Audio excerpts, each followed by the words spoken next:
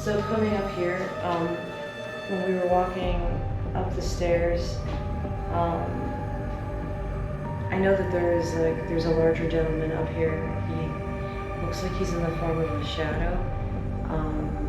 He spends a lot of time in this room and that hallway right outside.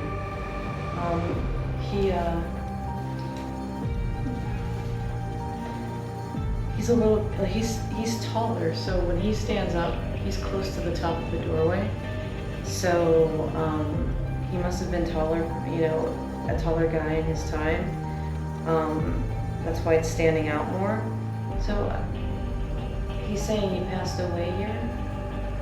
I'm seeing a W. I feel off being in this space. Like I can't quite, like my thinking is slower, I feel slower. I just don't feel attentive. I don't feel focused.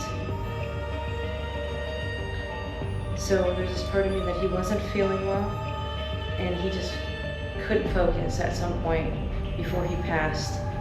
And then he passed. So it was a series of events that happened before he actually passed away. So whether he was, I can't tell if he was inebriated. The focus usually comes either when somebody has too much medication. It could be drugs or alcohol. It could be just like sometimes certain types of events like stroke symptoms, things like that will happen. Loss of oxygen to the brain, all of that would lead to this kind of fogginess. But he does give me just like not feeling well. So I don't feel sharp pains or anything like that that would make me think something happened to him. And then he passed away. I don't feel a sharp pain in my body, to like anything like foul play. It feels like he just wasn't feeling good all day long. And then he just kept feeling worse. Now I'm getting really sweaty. So he just kept feeling worse as the day progressed, and then collapsed, passed away. I can't tell, I don't feel pain in my chest to make it possibly be a heart attack, but it could have been, but it feels like he was unconscious at the same time. Like, so he was passing out at the same time something was happening to him. So he might have just not felt all the pain, and he was gone. It happened pretty quickly. I mean, yes, he was sick through the day, but once it was the moment, like he was gone. And I feel like he hit the ground when he passed away. I have a W here, so I don't know if that's connected to his name, but it's coming through as he's talking to me. So he walks around here. He seems scary because he's just big.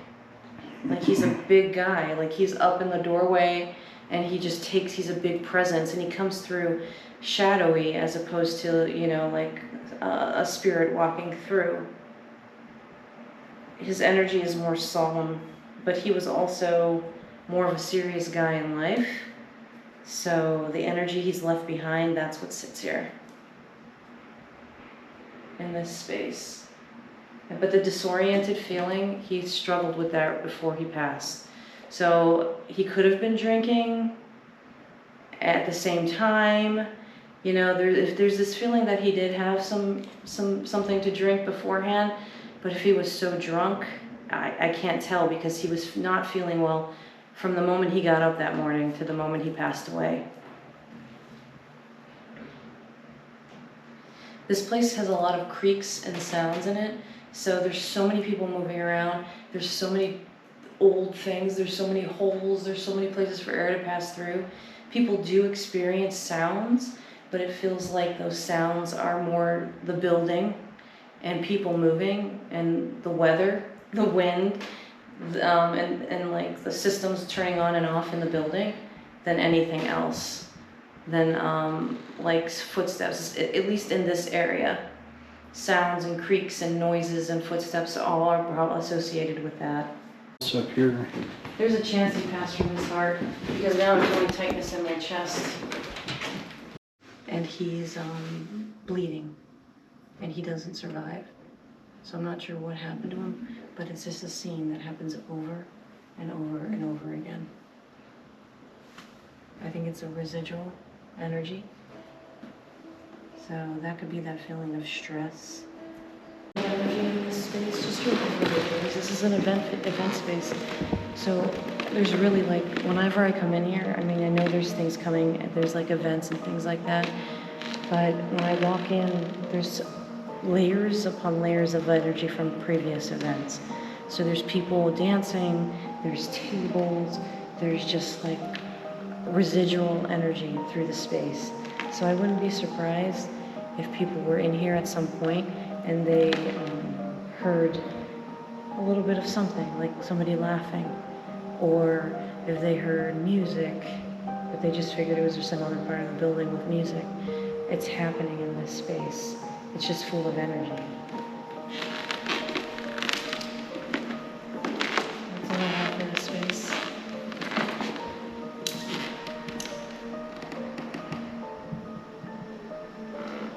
So there was some kind of meeting here, and they're screaming at each other, like somebody is standing up on the stage giving some kind of talk or speech, telling them something, and there's people in the crowd yelling at them. So I don't know if they had some kind of like town hall or something in this room, but this person is getting screamed at. So there's this feeling that this person might be connected to the person upstairs, because I feel like he's possibly bringing it through. I'm just sick of getting yelled at all the time. Like in this room, I do get frustrated. I do get turned up. So it's just a high vibrational space, but it's also, there's a lot of like frustrated energy, anger. There's a lot of fighting in this building, like people arguing, people going back and forth. And you know what? We just experienced it today with the people that even own the building. There's a lot of animosity back and forth, and it happens to anybody that comes in and does this kind of stuff. So I have to ask you though, did you close that door all the way? No, it's closed all the way. no, I didn't. It closes though on its own. All the way? It's closed all the way out here? Like close. Shouldn't be. They're gonna have to lock that up yourself.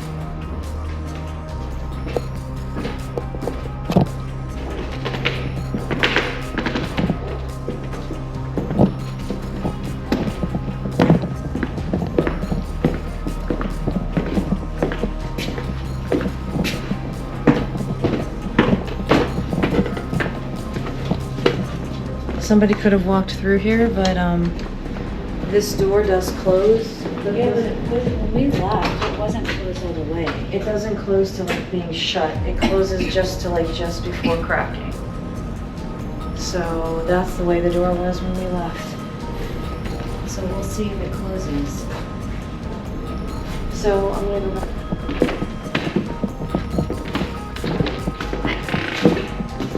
Is there anything else where this floor still is from before? You feel it? Like I can spin around and it is. It's a lot different. It's still slipping. But the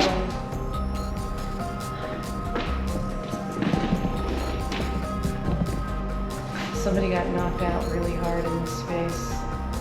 So I don't know if it was they died, but there was a lot of drinking, and somebody gets hit really hard, and then they hit the ground, and then they hit their head when they hit the ground.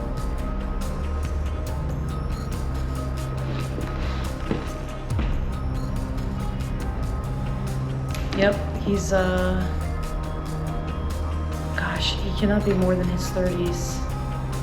He's skinnier. He's got a mustache and darker features, like dark hair. Of course, it's a little lighter than like my hair, but it's still dark hair, mustache. Yeah, I think he passed away in this space. If he passed, okay.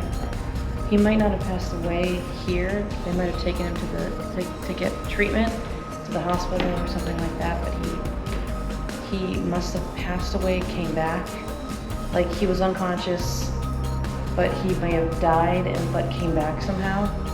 And then, like, they took him to the hospital. So I don't know how that happened, if he had CPR or if he just passed, came back, and then passed again when he went to the hospital. Do you think he was hit, or do you think he like slipped and fell? No, I feel like he was hit, then he fell and hit his head on the ground. Okay, so like punched and then fell. Yeah. He was punched, yeah. It's like he was punched and then hit the ground, hit his head really hard. So the punch and the ground, like that just did him in together. And it's not a soft surface. So I can't tell if there's something on the ground when he hits. He doesn't really know for sure, but he knows he fell, he hit his head really hard, and it was like black. And then he started to like, you know, have his experience, but then came back, then passed again. Is he showing you where he fell? Like, I feel like it's right over here in this area, because this is the area I keep staring at. He's standing like over here behind JD, but this is the area I keep looking at, right over here. So somewhere in that area right there, that's where you're standing, somewhere around that space is where he passed.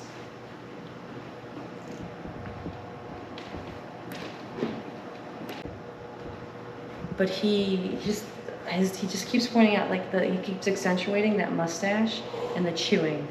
So I don't know if maybe he worked in some like food here, or that was just a characteristic that he had. But he's like a tough guy. Like, he's just leaning against the pole and he's just like, you know, and just watching us chewing and just telling me what's going on. Well, that's weird. My battery went from 50 to 51 to 43. He's right behind you. Just jumping a lot. Right? So in this area in here, there's an older gentleman, and he used to work down here. So he's got white hair, he's tall, he's more slender. He has like a really strong jawline, longer face. He's got mostly white but salt and pepper hair. And he just keeps showing me he's sitting here working on things, and he's tinkering at the desk here.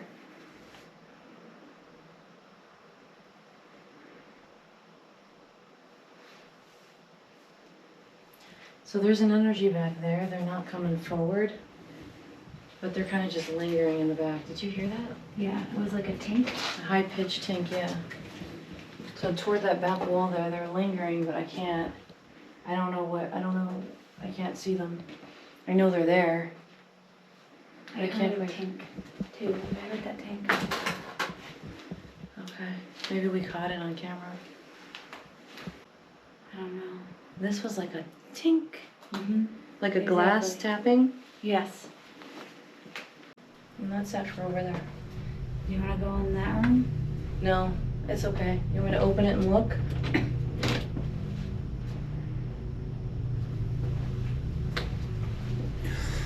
I just want to. This should have its own creepiness factor, but it's not. There's like, we walk in here, I see money counting. So I don't know if they counted money down here, but there's guys counting money. There's like 2 of them. And it's a lot of money. No. Okay. I just walked past these doors to go into here, and I saw a bunch of older people eating at tables, and they all stopped and turned and looked at me. And then I turned to see what you were doing. But I don't see it now, but it was just like they were all eating, having a good time, lots of noise, and then they saw me, everything got quiet, and they turned and looked at me.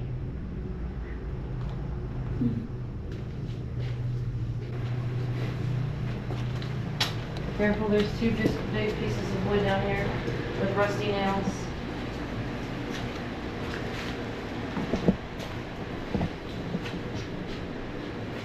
So this is an interesting space. So back in here, there are these, it's hard to explain, but they're like little creature looking things.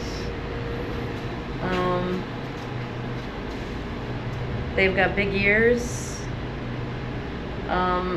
Usually when I see that kind of energy, that's like something like a trickster little thing that likes to mess around, play around with people, scare them. But it's not like a negative, I'm evil, I'm demonic. It's, I'm just gonna have a good time and mess around with you. And they just think it's the absolute funniest thing, even though it might not be.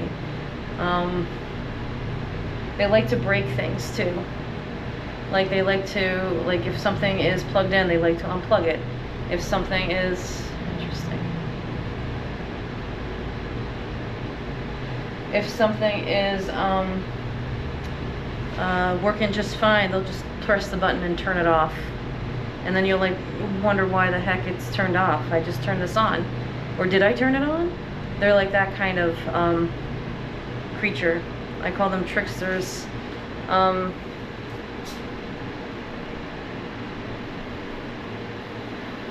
I don't like seeing them in a space. They come from something else. It's kind of like whether they're a buildup of like a lot of people's negative energy or a lot of people's frustration, and they send that energy into space, or if they just exist, I'm not sure.